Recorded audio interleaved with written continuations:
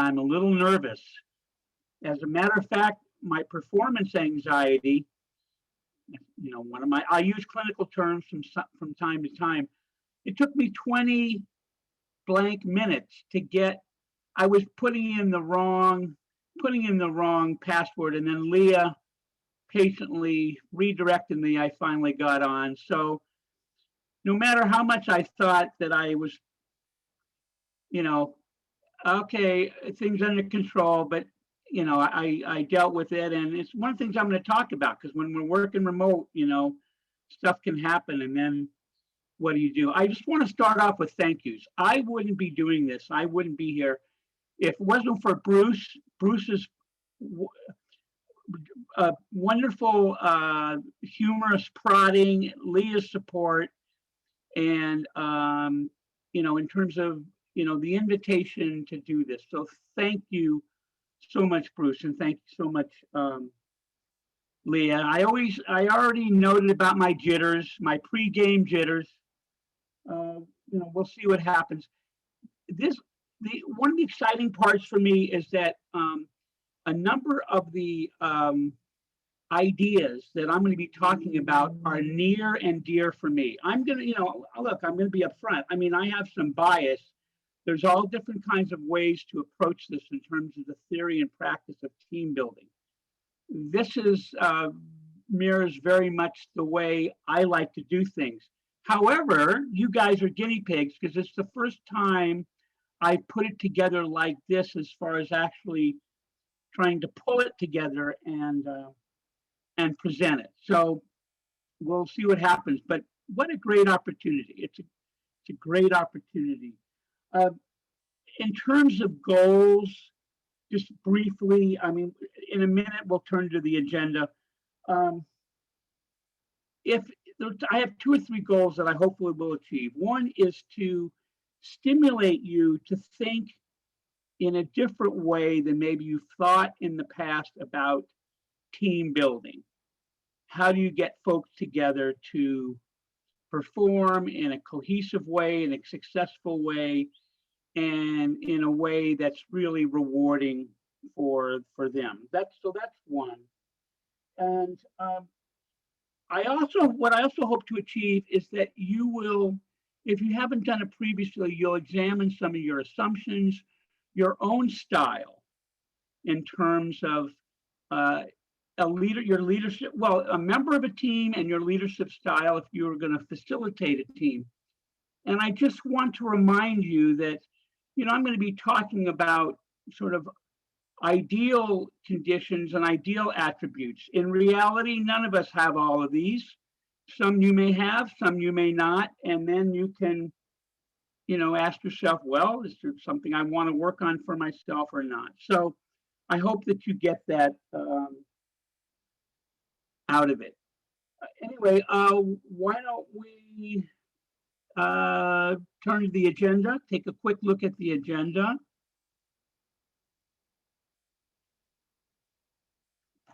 I'm not going to read through the whole thing. Given time, and I also think that can be boring, take a look at it. You can see that there's essentially three sections. The one with the most meat is going to be the building blocks.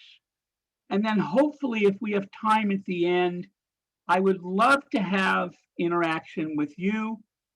I'm one of those people, I've shared with some of you, I've been working remotely since the beginning of the pandemic, have not set foot. I have like 2 or 3 offices I can work in, haven't set foot in one office. I am a huggy, touchy-feely kind of guy.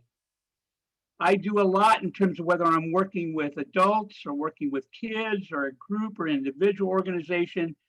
I get up close and personal. So it's like, wow, has this been a sea change for me in terms of remote? That being said, let's go to the next slide, definition of a team. Okay, this is a quick and dirty definition. There are other definitions, and I also want to emphasize that there are teams, and there are teams, of course, me being who I am coming from my mental health background, my humanistic background. I mean, I have a scientific clinical background too. Emphasis on healthy. So a team is a small group of people with a diverse set of strengths or skills who pursue a common goal. I put in parentheses, I used a number of sources, and you can go to those sources yourself. You're welcome to. And I just want to give due where it's due. And also, I know it sounds like a cliche, but for many tasks that human beings that we need to accomplish in life, as you know, working together as a team, we can accomplish a lot more than just one person could. I know there are exceptions, but of course, my focus is on the team this morning. Let's move to the next slide. Thanks. Okay, so when I started out 10 months ago, I was not an expert on virtual work, on remote work. I would imagine a number of you weren't at the beginning of the pandemic, but in order to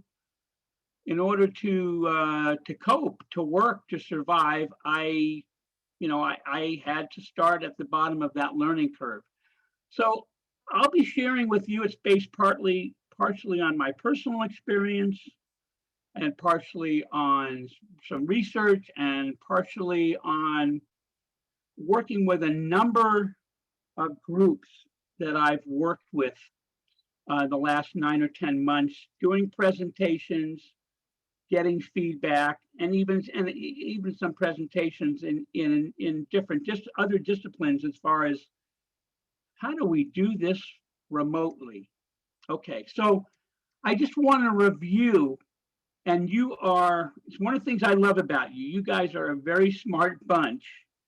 But just to remind you of what to keep in mind, because you're a smart bunch, but if you're also like me, we're all fairly or very competitive, and we're used to we like things a certain way in terms of that. That's sort of the chain for our success. And boy, I'll tell you, if you haven't experienced it already, it hasn't been business as usual during the pandemic, and it is not business as usual. Boy, I really put a lot of emphasis on that. I guess I have some personal feelings. It's not business as usual when we're working remotely. I can't tell you how many times I've experienced myself, and I've seen others, where the situation arises, you got to stop, you got to take a deep breath, because things are not working the way they worked in the real world, whatever it was, whether it's a technical glitch, whether it's somebody not understanding you, whether it's having to repeat yourself, whatever it is, you've got to. It's really important to keep this in mind. So let me briefly go over it. Let me see how we're doing with time. Okay. So patience. Yeah, I would suggest that, especially if you're going to be trying to do any team building, you do a patience evaluation of your own. I mean, this is something I think it helps us to do anyway. You do an evaluation of your own. Where am I on the meter? 0 to, am I a pretty patient person in some ways, not in others? What really sets me off? I'll tell you, this morning I was cool and calm when I'm not able to get on the Zoom, and 10, 15, 20 minutes goes by, my blood pressure started to go up. I took some breaths, I did some positive self-statements, and I was saved by the universe in the name of Leah. So patience squared. That's why I say that. Patience squared. And then, of course, flexibility. It's not going to necessarily work. Oh, it can be how you manage the group in terms of who's going to talk and when and how much time you have allotted for something. And if you're going to talk about something with the group, and it's because there were some glitches, it's like, you're not going to get it done. You're not going to go over the policies and procedures and get people's input, or you're not going to go over, there was a crisis in the business over the weekend, and you need to process it and come up with a plan. It's like, okay, we're going to do this. It's going to take an hour and a half. Maybe it took an hour and a half in the old days before COVID, but it's not going to take, it's going to take longer than that. So what do you do? The most important point, and this could be a whole, as you can imagine, a whole presentation, a whole subject by itself.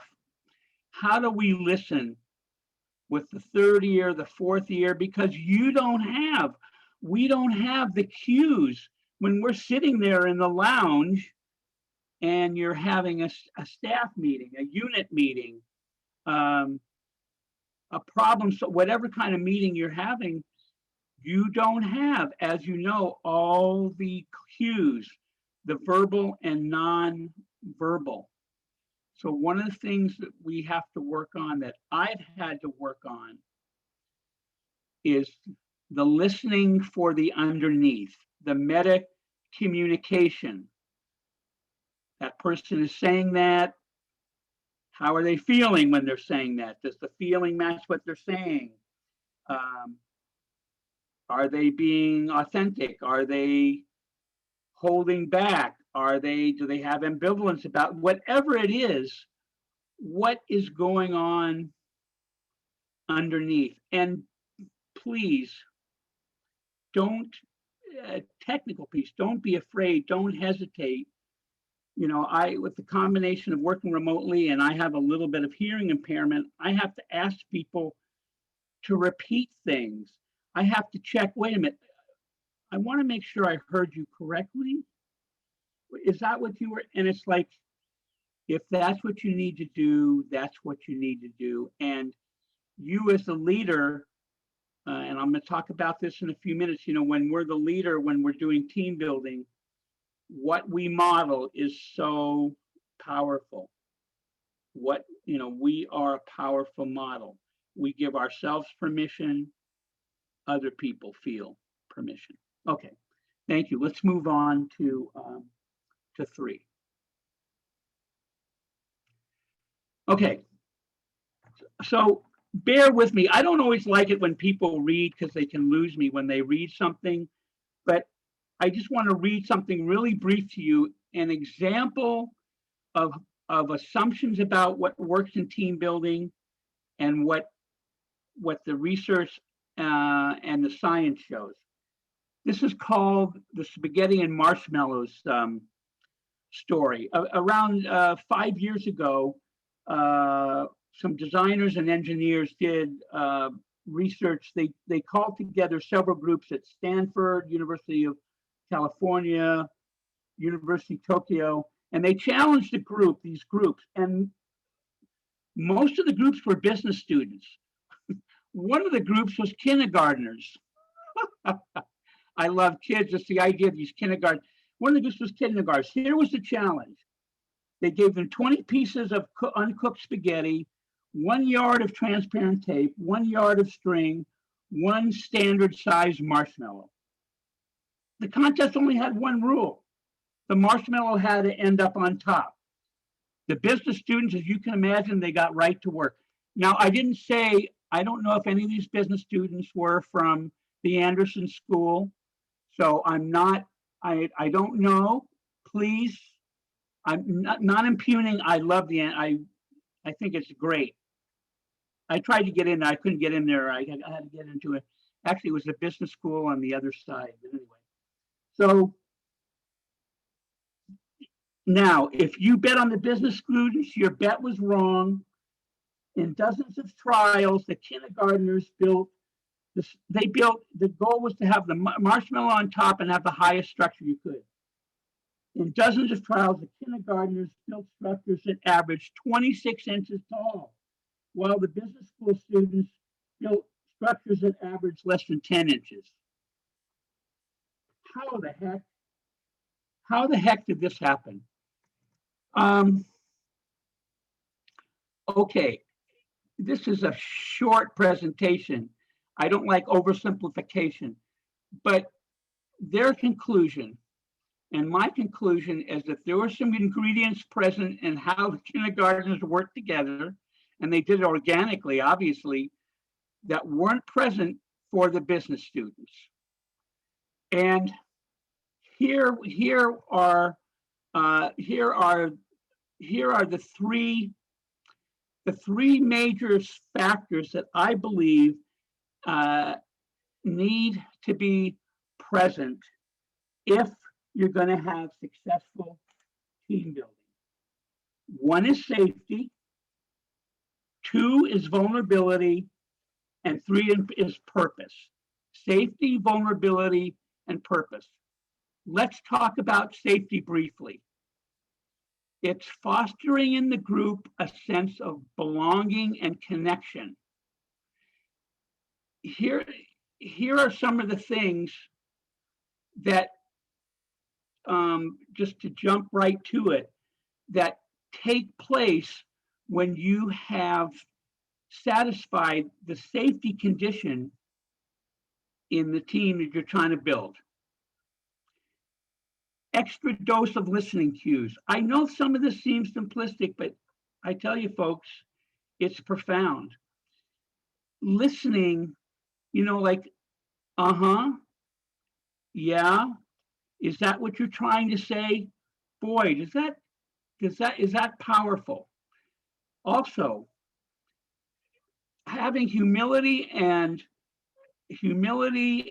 owning as the leader, as a leader. Oh, I don't know about that area. That's not one of my, I'm not, that's something I've had to work on. That gives permission to your group to act the same way. Also, making sure that everybody is contributing. I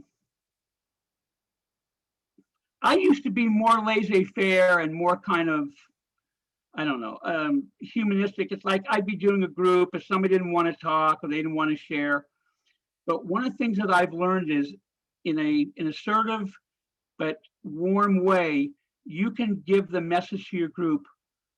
You know what? We'd like to hear from everyone. I'd like to hear, hey, we haven't heard. I expect that everyone is we want everyone to have some input.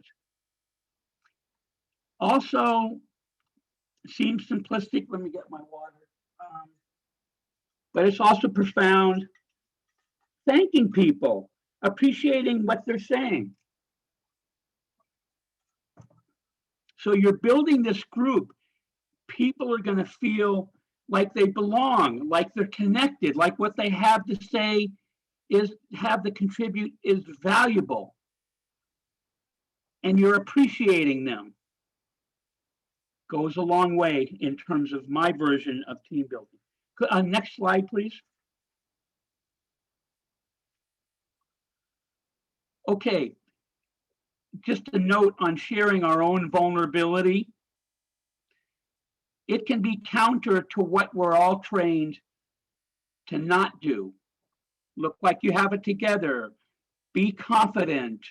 Know exactly what you're doing. Just briefly, I read a story, United Airlines flight 232. I forgot to write the year. I think it was in the late 80s. They're up in the air for 5 minutes. The rear engine blows.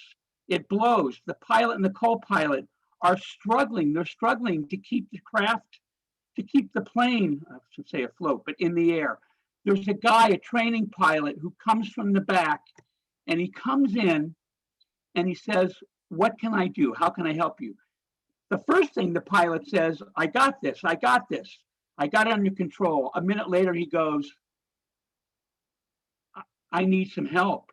I don't got this. Basically, once he stopped trying to kind of control and project, it's like they all came together and they all worked together and there was no ego there. It's like, we have to save this blankety blank plane. The plane crash landed. Most people survived, not all did. But if they hadn't done that, it was unanimous. It's like they never would have landed. And in terms of being vulnerable, and I know I'm asking you to take my word for it, but take my personal and professional word for it.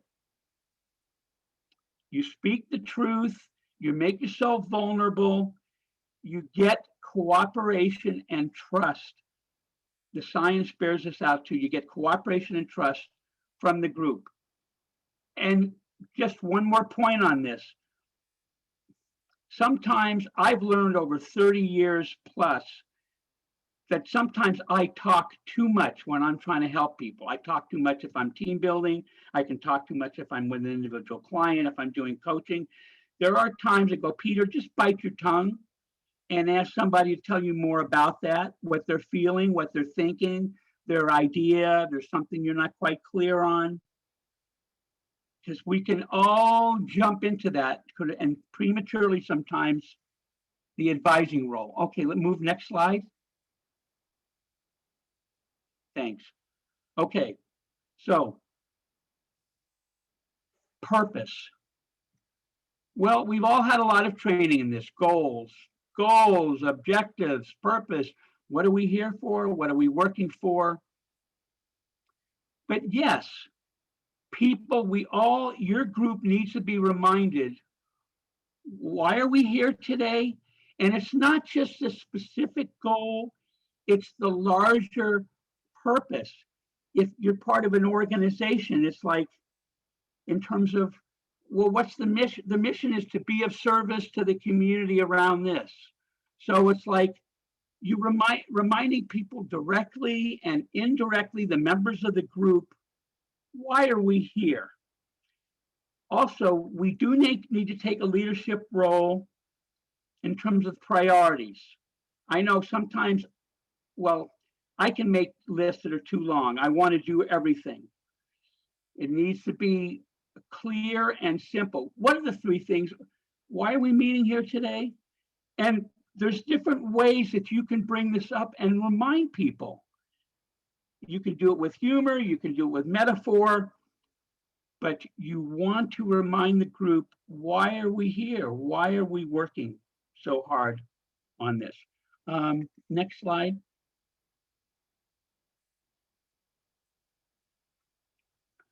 So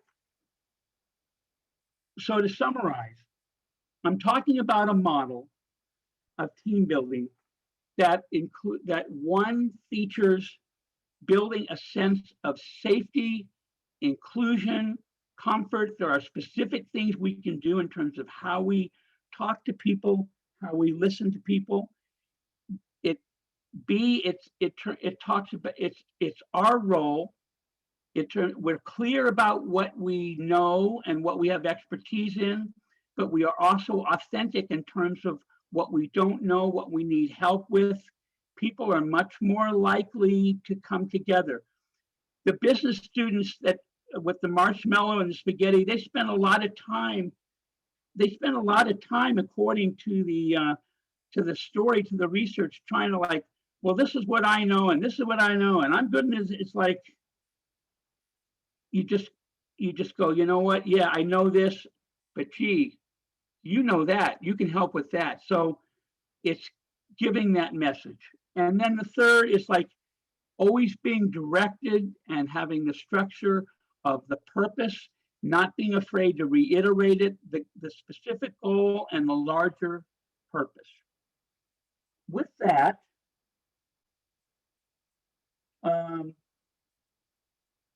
me see if there's anything. Yep, there's nothing that I skipped that I'd rather just have a few minutes And please, Leah, I'm not sure if we should have people raise their virtual hands or just chime in, but I so much prefer interaction. That's why I didn't ask you guys to put notes in the chat. Questions that you have, like for yourself, what's something that you think that you have an attribute, and what's something that you would want to work on in terms of your own team building style?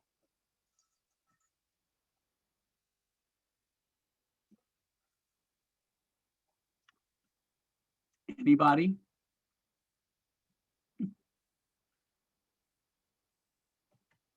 What's that? I got a Can't question. hear you. For it, Tony. Oh. Oh, yeah. Go ahead, Ken. Have you, thanks, Peter, for sharing this morning. Have you actually seen, like at this point, teams being built, strong teams being built in this virtual, in this, in the Zoom setting? Yes, I have.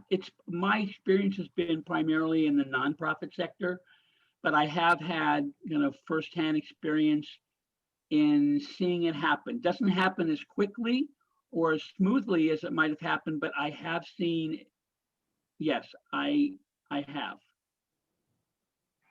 And so what's because I feel like, I do feel like Zoom has been a great placeholder, especially like in BP, for example.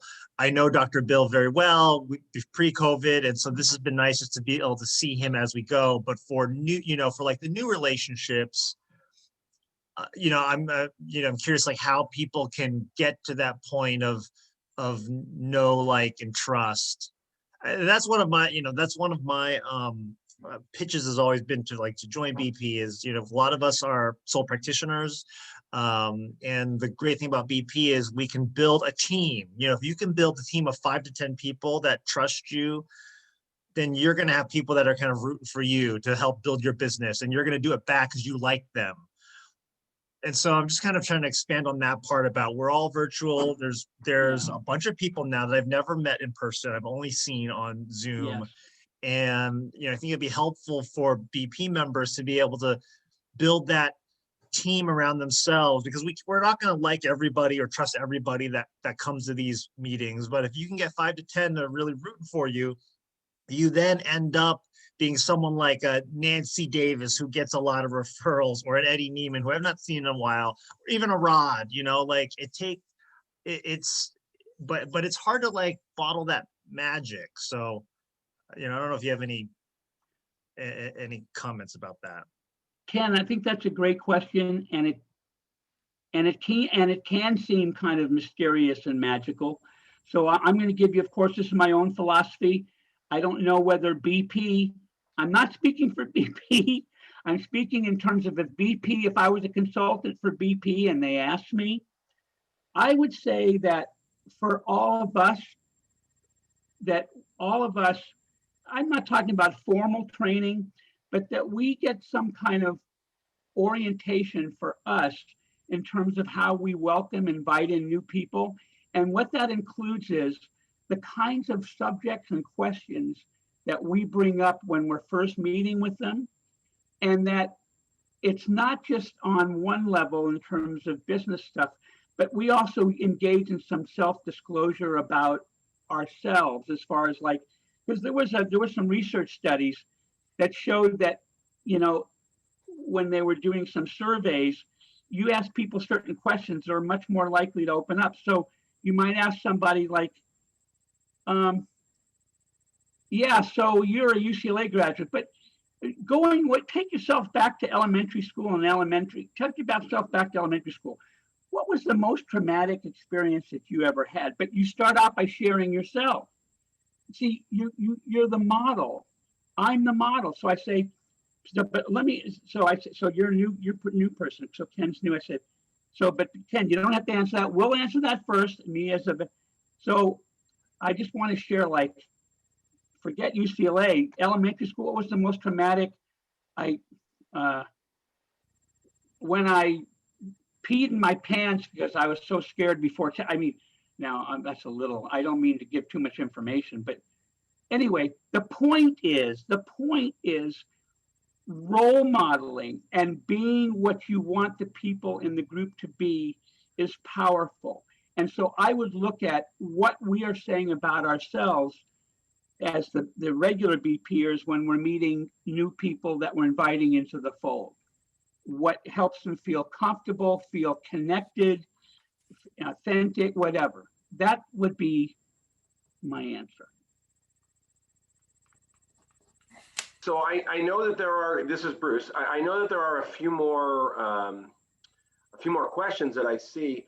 It is 9 o'clock, and so, you know, if you must leave, then you must leave. You are welcome to leave as if you need my permission, but you have it if you need it. Peter, I don't know if you can remain for a few more minutes. If anyone else has any questions. I'd be glad to stay on. I would be glad Okay. to. If anyone else has any questions, we can go on. You know, just want to add, so Leah's going to send out the minis. If there is somebody that you see that you met that you would like to ping and have a Zoom with, you know, please do. We're a networking group, so please let me know if you ping someone and they refuse. That would be important information to know about members of our group. Take care, everybody. We'll see you next month or even tonight. And Peter, wonderful presentation. Thank you so much. For those who can stay on, let's keep going. Thank you for the opportunity, Bruce. Thank you. Oh,